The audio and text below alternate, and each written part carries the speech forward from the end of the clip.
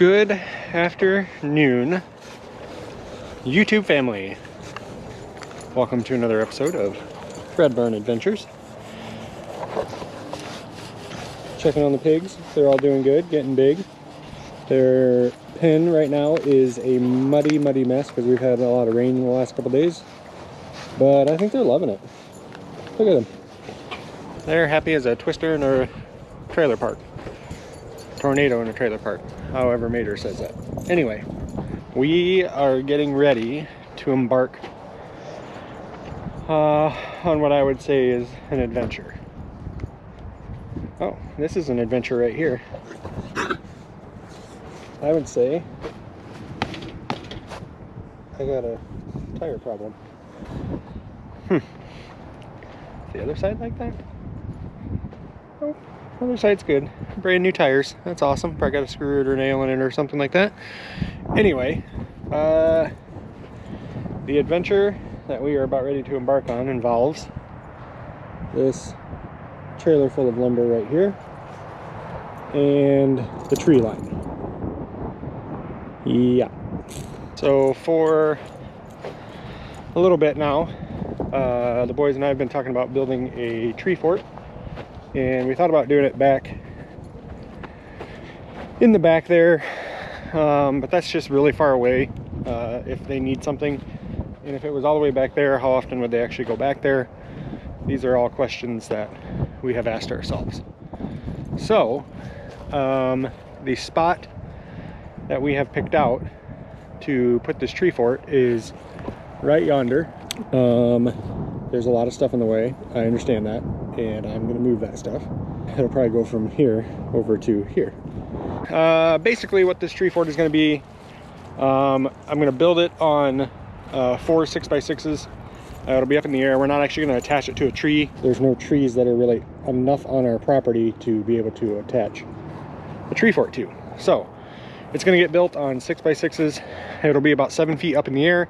You'll be able to walk underneath it. I'm gonna put gravel down underneath it in a swing so that the boys, or Robin or me, I guess, so we can come out here and we can sit underneath it and swing if we wanted to.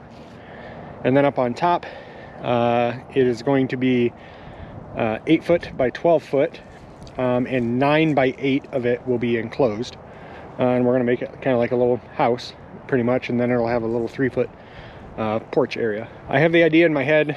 Once I get going with it, it may fluctuate, change here and there, who knows. But for right now, that's kind of the plan. This will work. I know it'll work. It'll be fine. My saying is, I'm not building a church, I'm building a treehouse. So it doesn't have to be perfect. But I do want it to be sturdy enough, because the idea is the boys, as they get older, if they want to go out and they want to have a little sleepover, they can have a little sleepover out there. They can have their friends over and have a sleepover out there. That's the plan. I'm going to go in and get the tractor and the forks, and I'm going to move some of the stuff out of the way, and then get the bucket and kind of scrape it all out.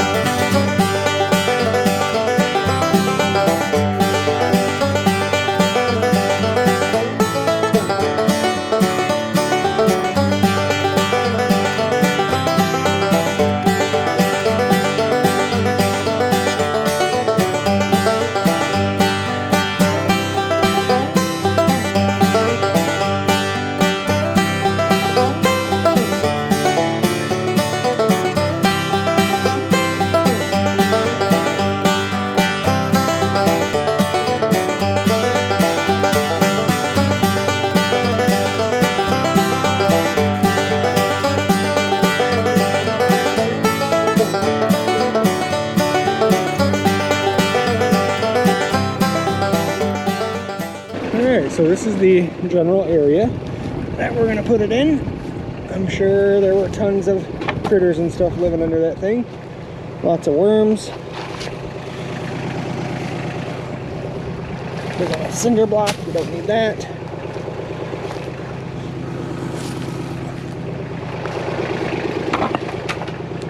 Just a lot of trash. You may be wondering why aren't the boys out there helping you. There's a lot of poison ivy back in there. And God has blessed me with the ability not to get poison ivy. I don't know how. Those people get it. Me, I don't get poison ivy. So, I don't necessarily mind crawling around in this stuff. Now, that being said, I could have just jinxed myself. And watch, I'll get poison ivy.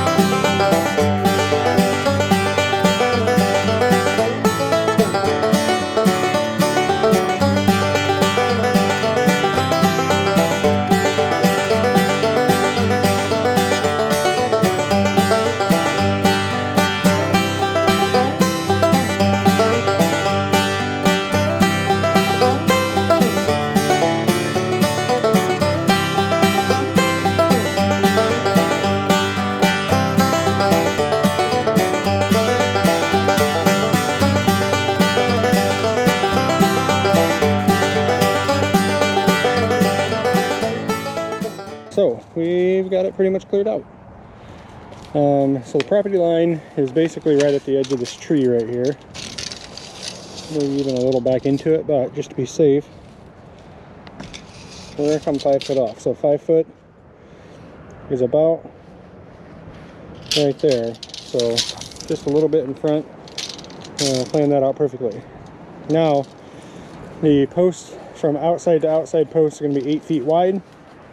And it's going to be 12 feet deep. So 8 feet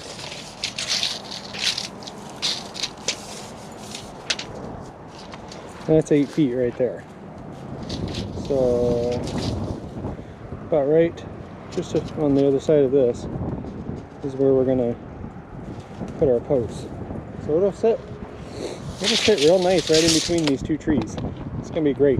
That's like a primo spot to put a tree house.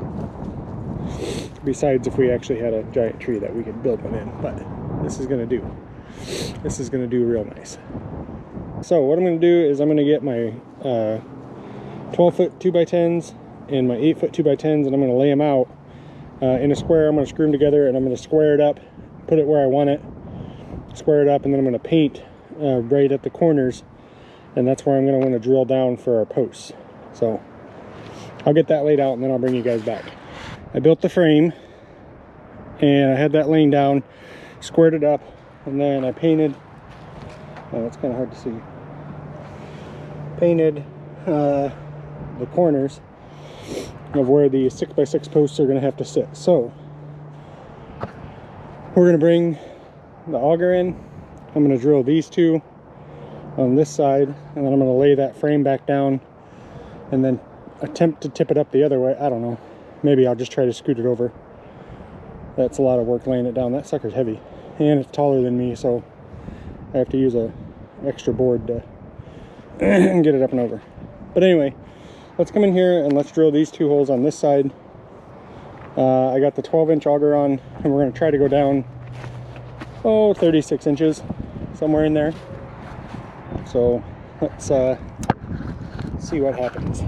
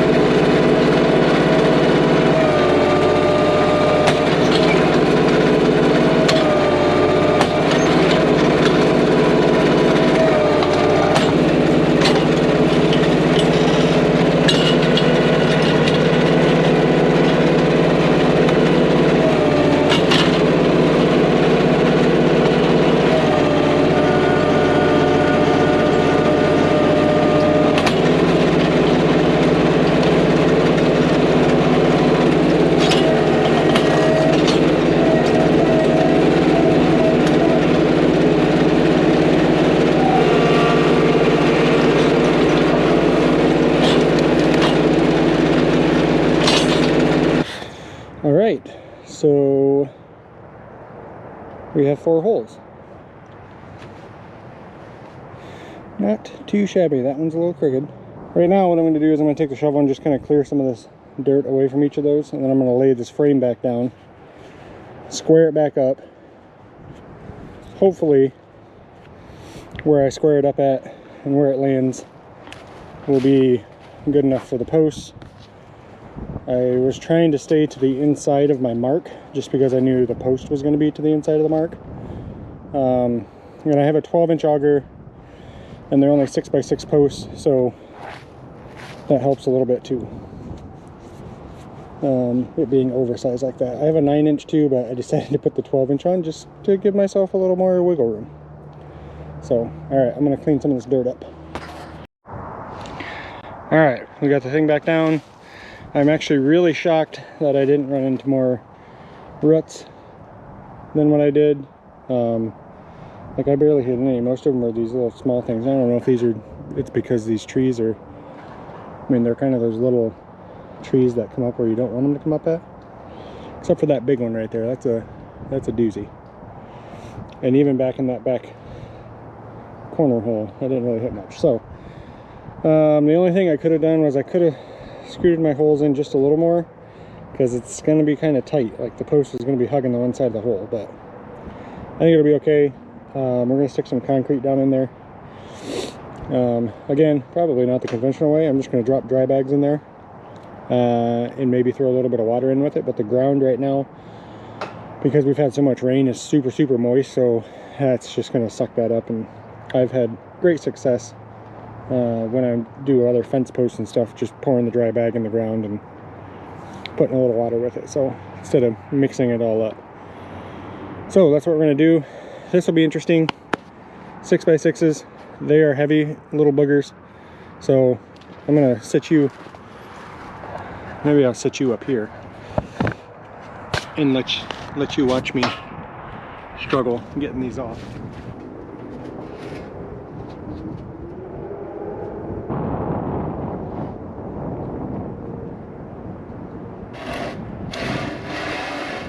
Some of them aren't too bad. That one wasn't too bad. This one, I can feel it. It's got a lot more moisture in it. Oh yeah.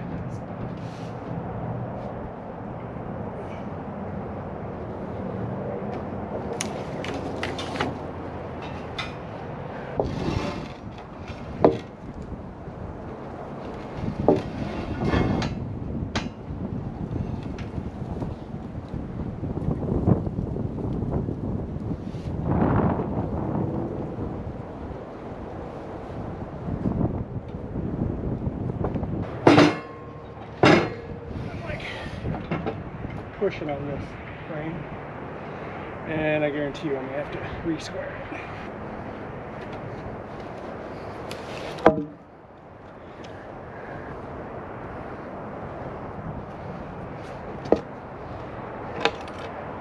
I'm gonna go get the level